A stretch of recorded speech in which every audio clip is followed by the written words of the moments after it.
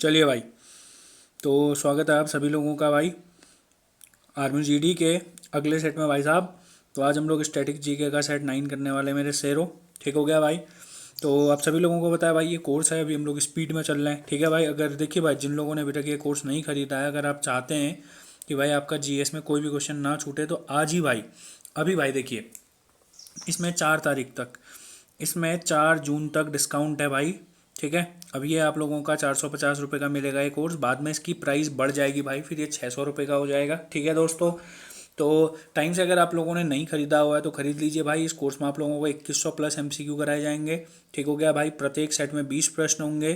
ठीक है दोस्तों, तो अभी देखो स्टैटिक जीके का सेट 9, प्रत्येक सब्जेक्ट के मैं आप लोगों को बहुत सारे क्वेश्चंस कराने वाला हूँ, सब्जेक्ट वाइज, समझ आए ना। तो भाई आप लोग खरीद लीजिए इस कोर्स को। ठीक है ना भाई, मैं फिर कह रहा हूँ अभी के लिए 450 में मिलेगा, ये डिस्काउंट है अभी। ठीक हो गया दोस्तों, चलिए भाई, तो बिना समय खराब किए हुए डायरेक्ट आगे बढ़ते हैं। देखिएगा, तो अब हम लोग इसमें क्वेश्चन वाइज चलेंगे भाई, देखिएगा। ठीक हो गया, और देखो भाई, स्टैटिक जीके में मैंने सारे क्वेश्चन डाले हुए हैं। कंप्यूटर के जितने भी क्वेश्चन हैं वो सब स्टैटिक जीके में आएंगे, समझ में आ रहा है ना, क्योंकि कंप्यूटर में ज़्यादा क्वेश्चन नहीं बनते हैं। इसीलिए स्टैटिक जीके में 15 सेट कराने वाला हूँ, यानी कि कुल मिला के 300 क्वेश्चन। समझ रहे हो ना भाई। तो पढ़ाई करिए भाई बढ़िया तरीके से। ठीक हो गया ना, देखिए भाई आगे बढ़ते हैं। अगर हम बात करेंगे थोड़ा सा, देखिएगा आगे बढ़ते हैं।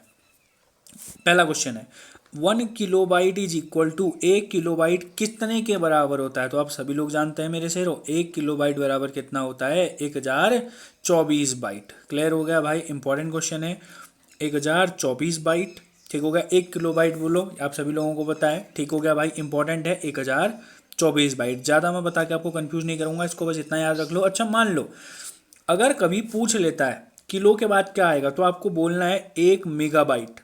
अगर कभी पूछ लेगा इतना डिटेल में, 1 मेगाबाइट, ये किलोबाइट था, ये मेगाबाइट है।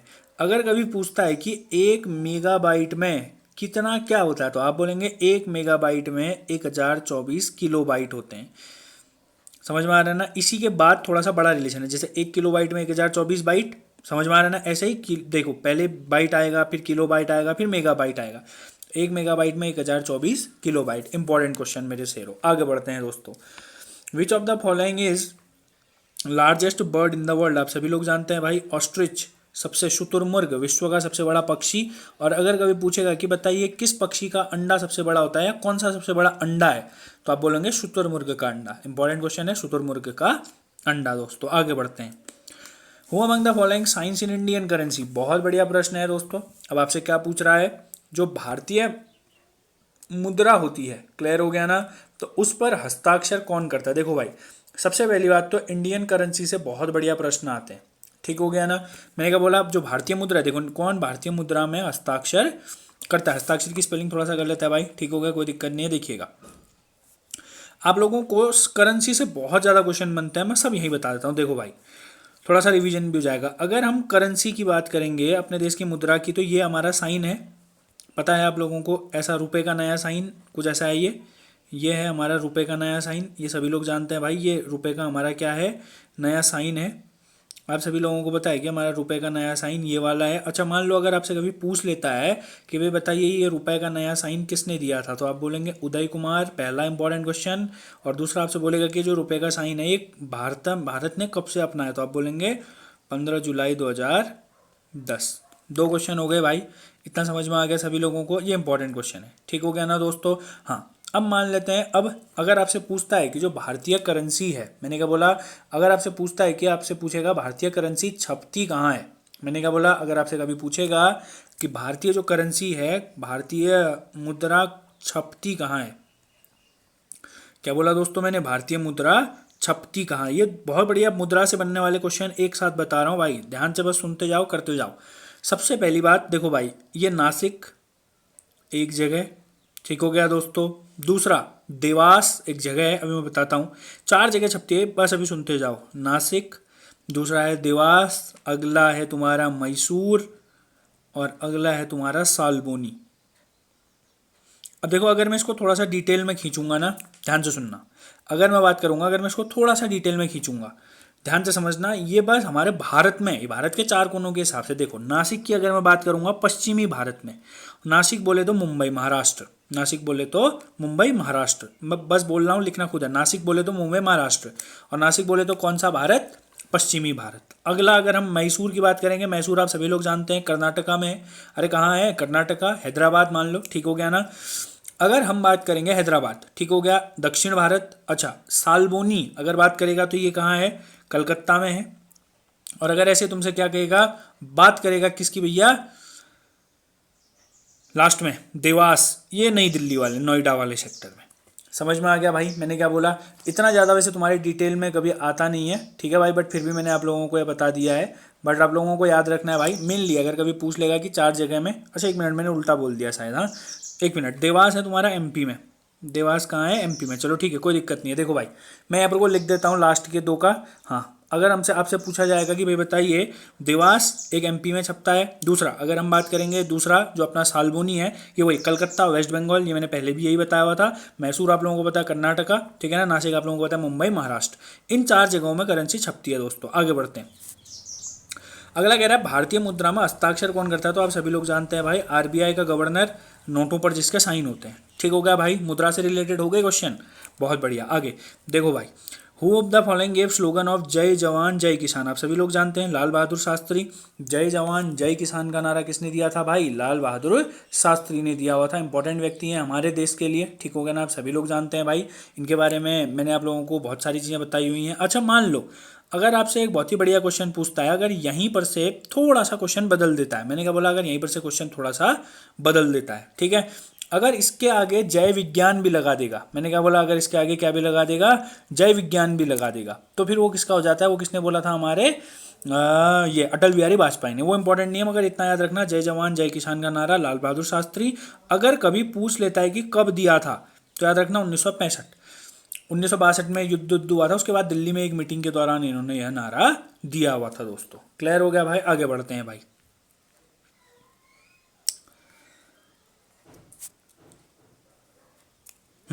Golden temple is situated in which of the following cities? आप सभी लोग जानते हैं स्वर्ण मंदिर कहाँ स्थित है? आप लोगों को पता है भाई, अमृतसर में है स्वर्ण मंदिर। बहुत बढ़िया। अगला, पोंगल त्यौहार, इंपॉर्टेंट क्वेश्चन है भाई। मैंने आप लोगों को एक क्लास में भी बहुत अच्छे तरीके से चीज़ें समझाई हुई थी। अगर आपसे कभी पूछ, देखो हमारे यहाँ 14 क्या कहते हैं, फरवरी नहीं यार, सॉरी 14 फरवरी को तो कुछ और ही होता है, तुम सब जानते हो। 14 कब को? जनवरी को। 14 जनवरी को क्या होता है भाई? हमारे यहाँ गुगुतिया होता है ना। इसी तरीके से जब हमारे यहाँ गुगुतिया होता है तो तमिलनाडु में पोंगल मनाते हैं उसी समय में। याद रखना, तमिलनाडु में क्या मनाते हैं? पोंगल मनाते हैं। समझ में आ गया ना भाई? और याद रखेंगे ये 3 दिन का होता है, 14 से लेकर 17 तारीख तक लगभग ये मनाते हैं वो लोग, ठीक है, इतना इंपॉर्टेंट नहीं है, मगर याद रखना हम उनके यहाँ पोंगल, हमारे यहाँ गुगुतिया, ठीक है रे। आगे बढ़ते हैं। Rajghat is related to which of the following leaders? बहुत इंपॉर्टेंट क्वेश्चन। देखो यहाँ पर को समाधि स्थल से कभी कभी आपके पेपर में क्वेश्चन बनते हैं, मैंने इसीलिए थोड़ा क्वेश्चन बदल दिया, मैंने रिलेटेड लिख दिया। समझ में आ रहा है मैं क्या कह रहा हूँ? अगर आपसे कभी पूछ लेते राज, मतलब ये ना कुछ बहुत जो हमारे बड़े बड़े नेता होते हैं, मेन नेता जो होते हैं हमारे, ठीक है ना भाई, उनका जो होता है समाधि स्थल बना देते हैं। समाधि बोलो या क्रीमेटोरियम भी बोल सकते हैं इसको, जहाँ पर कोई इनको क्या कहते हैं, इनके बारे में इनकी समाधि बनाई होती है, जहाँ पर कोई इनकी पूजा पाठ, या हम ऐसा कह सकते हैं कि इनको श्रद्धांजलि दी जाती है। समझ में आ रहा है दोस्तों? तो अगर आपसे पूछता है कि राजघाट के बारे में, सबसे पहली बात देखो यहाँ पर को 2 घाट दिए हुए हैं। अगर आपसे कभी राजघाट के बारे में पूछ लेता है तो आपको सबसे पहले तो पता होना चाहिए राजघाट है दिल्ली में। बोलो राजघाट कहाँ है भैया? दिल्ली में। और याद रखेंगे अगर पूछ लेता है कि राजघाट किसका मेमोरियल, तो आप सभी लोग जानते हैं हमारे देश के राष्ट्रपिता महात्मा गांधी का है अपना कौन सा? राजघाट। क्लियर हो गया दोस्तों? इंपॉर्टेंट क्वेश्चन है, ठीक है। अगर कभी पूछ लेगा कि भाई बताओ कौन सी नदी के किनारे है राजघाट, तुम्हें पता है भाई दिल्ली में है, तो दिल्ली खुद किस नदी के किनारे है? यमुना। तो राजघाट भी कौन सी नदी के किनारे होगा? यमुना। बहुत बढ़िया प्रश्न बन सकता है मेरे शेर याला, ठीक हो गया भाई। आगे बढ़ते हैं दोस्तों। अगला एक और घाट, ये क्रीमेटोरियम, समझ रहे हो ना, समाधि स्थल, ये इंपॉर्टेंट क्वेश्चन है भाई, बढ़िया क्वेश्चन बनता है यहाँ पर से। धीरे धीरे मैं सारी चीज़ें करा दूंगा आप लोगों को, बस राज याद रखना, राज महात्मा, राज महात्मा, राज महात्मा, ठीक हो गया रे अन्य लोग। अच्छा अगर हम बात करेंगे विजय घाट, पहली बात तो विजय घाट भी कहाँ रे? दिल्ली में है, ठीक हो गया ना। और याद रखेंगे यह, अभी हमने एक व्यक्ति के बारे में बात की थी, लाल बहादुर शास्त्री, बहुत इंपॉर्टेंट व्यक्ति हैं। विजय मतलब जीत, और जीतता कौन है हर हमेशा? लाल। याद रखना, जीतेगा कौन? अपना लाल जीतेगा, ठीक हो गया। तो लाल बहादुर शास्त्री विजय घाट, बोलो लाल बहादुर शास्त्री विजय घाट। आगे बढ़ते हैं दोस्तों। In which of the following was the leader of Chipko movement? Who among the following, who the following होना चाहिए, निम्नलिखित में से चिपको आंदोलन के नेता कौन थे? देखो भाई अगर हम बात करेंगे चिपको मूवमेंट, आप सभी लोगों को पता है भाई चिपको मूवमेंट इंपॉर्टेंट मूवमेंट है, ठीक हो गया ना, हमारे क्या कहते हैं पेड़ों को बचाने के लिए, ठीक हो गया ना। मुख्य रूप से उत्तराखंड में भी हुआ था हमारा कौन सा, चिपको मूवमेंट। अब आपसे क्या पूछ रहा है, चिपको आंदोलन का नेता कौन था। 1973 में मे बी पॉसिबल ये स्टार्ट हुआ था, 1973 में लगभग चिपको आंदोलन शुरू हुआ था, और आप सभी लोगों को जानते हैं सुंदरलाल बहुगुणा इसके नेता थे।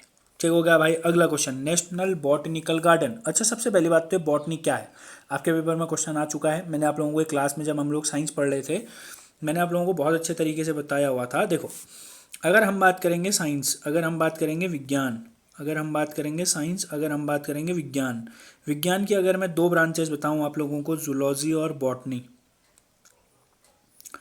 जूलॉजी और बॉटनी, जूलॉजी और बॉटनी, जिसे हम लोग क्या बोलते हैं भाई हिंदी में, विज्ञान की अगर दो ब्रांच, जूलॉजी मतलब जिसे हम लोग कहते हैं भाई जंतु विज्ञान, और बॉटनी यानी कि जिसे हम लोग कहते हैं आप लोगों का पादप विज्ञान।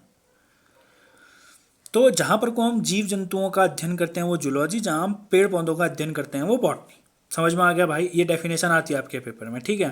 तो आपसे पूछ रहा है नेशनल बॉटनिकल गार्डन, यानी कि जहाँ पर को अच्छे पेड़ पौधे होंगे, जितनी भी सारी चीज़ें होंगी, ठीक है। तो आपको पता होना चाहिए जो अपना नेशनल बॉटनिकल गार्डन, ठीक हो गया भाई। अगर आपसे कभी पूछा जाता है कि नेशनल बॉटनिकल गार्डन कहाँ है, तो आप सभी लोगों को पता होना चाहिए भैया नेशनल बॉटनिकल गार्डन अपना, एक मिनट यार भाई, देखो देखो देखो, ठीक है ठीक है ठीक है, कोई दिक्कत नहीं है। देखो मुझे थोड़ा सा कन्फ्यूजन लगा किसमें आप लोगों का ऑप्शंस में, ठीक है भाई। अगर आपसे कभी पूछ लेता है, क्योंकि भाई एक हमारा बॉटनिकल गार्डन कई हैं, मैंने क्या बोला, हमारे बॉटनिकल गार्डन कई हैं, समझ में आ गया। अगर आपसे कभी पूछ लेता है कि भाई बताइए ये वाला बॉटनिकल गार्डन, अगर आपसे पूछ लेता है जगदीश चंद्र बोस बॉटनिकल गार्डन, क्योंकि ये एक पेपर में आया हुआ है, ठीक है, वो अपना कहाँ है भाई, कोलकाता में है। कहाँ है भैया, कोलकाता में। अगर आपसे पूछता है कि नेशनल, मैंने क्या बोला, मैंने आप लोगों को बस एक एग्जांपल दिया बहुत सारे बॉटनिकल गार्डन का, मैं फिर कह रहा हूँ बहुत सारे बॉटनिकल गार्डन हैं, जैसे अभी अभी मैंने आप लोगों को एक एग्जांपल दिया। अगर अभी राष्ट्रीय पूछेगा, राष्ट्रीय लखनऊ में, याद रखना, फिर कह रहा हूँ मैं नेशनल बॉटनिकल गार्डन लखनऊ में। आगे बढ़ते हैं। Who among the following is not a permanent member of UNO, UNO का स्थायी सदस्य नहीं है। आप सभी लोगों को मैंने पहले भी बताया हुआ है 5 परमानेंट मेंबर हैं। कितने परमानेंट मेंबर हैं, 5 परमानेंट मेंबर हैं। अब आपसे ये क्या पूछ रहा है कि कौन सा एक परमानेंट मेंबर नहीं है। क्लियर हो गया भाई। तो सबसे पहली बात, पहला ऑप्शन देखेंगे यूएसए। अच्छा बताओ तो यूएसए होगा नहीं होगा परमानेंट, बिल्कुल होगा भाई। चाइना होगा नहीं होगा, बिल्कुल होगा भाई। इंग्लैंड होगा नहीं होगा, तो आप सभी लोगों को पता है इंग्लैंड परमानेंट मेंबर नहीं है। क्लियर हो गया भाई, इंग्लैंड परमानेंट मेंबर नहीं है। समझ में आ रही है कि नहीं आ रही है बात, थोड़ा सा ऑप्शन में से भी गड़बड़ है। देखो भाई, परमानेंट मेंबर है यूएस, यूके, अच्छा एक मिनट सॉरी, इंग्लैंड होगा, मैं ही गलत बोल गया। देखो क्योंकि ऑप्शन के हिसाब से थोड़ा सा ऑप्शन गड़बड़ है, मैं पहले से कह रहा हूँ। देखो यूएस, यूके, रशिया, चाइना और फ्रांस, ये परमानेंट मेंबर है। पहला हो नहीं सकता। देखो यूके जो है ना, यूके 4 देशों का समूह है, इसमें इंग्लैंड भी आता है। यूके जो है यूनाइटेड किंगडम 4 देशों का समूह है, इसमें इंग्लैंड भी आता है। बाकी आप लोगों को जानना अभी नहीं है, बाद में पढ़ाऊंगा ये भी। इंग्लैंड भी आता है, तो इंग्लैंड तो हुआ मगर इनडायरेक्टली हुआ ना, तो इंग्लैंड हुआ। तो याद रखेंगे जर्मनी सदस्य नहीं है, तो आंसर सही क्या होगा भाई, जर्मनी होगा। अगला, UNO had how many permanent main organ, यानी कि यूएनओ के कितने मुख्य अंग है। तो आपको याद रखना है भाई, मुख्य अंग पूछेगा तो 6 मुख्य अंग। ये तो परमानेंट मेंबर स्थायी सदस्य अलग हैं, अंग अलग हैं, अंग 6 हैं, परमानेंट मेंबर 5 हैं, नीचे लिखे हुए हैं। अगला, how many UNO member countries है विटो पावर, कितने सदस्य देशों के पास विटो पावर है। तो याद रखना जो परमानेंट है उन्हीं के पास विटो पावर है, परमानेंट है उन्हीं के पास विटो पावर है, यानी कि 5 लोगों के पास क्या है भैया, विटो पावर है। आगे बढ़ते हैं, ठीक हो गया ना। What is the capital of Arunachal Pradesh, अच्छा क्वेश्चन है भाई आप लोगों से। देखो भाई मैं आप लोगों को पहले बता देता हूँ, जो उत्तर पूर्व के भारत के देश हैं, यानी कि जो भारत का अपना ये वाला हिस्सा है, अगर हम भारत के बारे में बात करेंगे, जो ये वाला हिस्सा है, ये जो भारत का उत्तर पूर्व वाला हिस्सा है, यहाँ के जो 7 राज्य हैं, 7 सिस्टर्स, उनकी कैपिटल आप लोगों को याद होनी चाहिए। मैं फिर कह रहा हूँ, उनकी कैपिटल आप लोगों को याद होनी चाहिए भाई, उनकी कैपिटल आप लोगों से पूछी जाती है। समझ में आ गया। तो अगर अरुणाचल प्रदेश की बात करेंगे तो आप सभी लोगों को पता है भाई, अरुणाचल प्रदेश के बारे में एक और इम्पॉर्टेंट क्वेश्चन बनता है, कभी पूछा जाएगा तो अरुणाचल प्रदेश। चलो इतना याद रखो अभी के लिए, चलो अभी ज़्यादा वो नहीं कर रहे हैं आप लोगों के लिए, जो एक क्वेश्चन बनता हूँ आज मैं बताऊँगा आप लोगों को अरुणाचल प्रदेश के बारे में। मगर आप लोगों को याद रखना है ईटानगर इसकी क्या है भैया, कैपिटल है। बी ऑप्शन, सी नहीं आ रहे, बी ऑप्शन ईटानगर इसकी क्या है भैया, कैपिटल है। क्लियर हो गया भाई। चलिए आगे बढ़ते हैं दोस्तों। चलो बता देता हूँ, अरुणाचल प्रदेश को ही क्या भी बोलते हैं, लैंड ऑफ राइजिंग सन भी बोलते हैं। भारत में लैंड ऑफ राइजिंग सन किसे बोलते हैं, अरुणाचल प्रदेश, यही बता रहा था मैं आगे। देखो अगला, first Indian lady to climb Mount Everest successfully, यानी कि भारत से पहली महिला, फर्स्ट इंडियन लेडी पूछ रहा है आप लोगों से। क्लियर हो गया ना, क्या पूछ रहा है आप लोगों से, इंडियन लेडी। तो आप सभी लोग जानते हैं, ऑप्शन देखिएगा, संतोष यादव, दूसरा ऑप्शन है आप लोगों के पास Chandrapal, Bachendri Pal, none of these. Clear हो गया। तो आप सभी लोग जानते हैं भाई माउंट एवरेस्ट। अच्छा एक बात तो बताओ, माउंट एवरेस्ट है कहाँ पहले? माउंट एवरेस्ट है नेपाल में। बोलो कहाँ है, नेपाल में। इसकी ऊंचाई कितनी है, 8,848 मीटर। इसका आंसर आप सभी लोग जानते हैं बचपन से ही, बचेंद्री पाल। क्लियर हो गया भाई, बचेंद्री पाल। अगर अगर मान लो कभी कब चढ़ी पूछ लिया, इंपॉर्टेंट है, 1984 में चढ़ी थी। बोलो कब चढ़ी थी, 1984। आगे बढ़ते हैं, जय जवान जय किसान, पीछे और थोड़ा सा रिपीट हो गया क्वेश्चन, कोई दिक्कत नहीं है भाई, लाल बहादुर शास्त्री। आगे बढ़ते हैं, गोल्डन क्वाड्रिलेटरल, स्वर्णिम चतुर्भुज परियोजना निम्नलिखित में से किस चीज से संबंधित है? बहुत इंपॉर्टेंट क्वेश्चन है, रोड कंस्ट्रक्शन, याद रखेंगे, सड़क निर्माण। क्लियर हो गया ना, महानगरों को जोड़ने के लिए एक, चलो वैसे आप लोगों को ये पूरा जानना जरूरी नहीं है भाई। अगर हम बात करेंगे क्वाड्रिलेटरल प्रोजेक्ट, मैंने क्या बोला, अगर हम बात करेंगे किसकी, क्वाड्रिलेटरल प्रोजेक्ट की। क्वाड का मतलब क्या होता है, चार। बोलो क्वाड का मतलब क्या होता है, चार। क्वाड्रिलेटरल बोलते हैं ना, चतुर्भुज भी बोलते हैं हम लोग, ठीक है।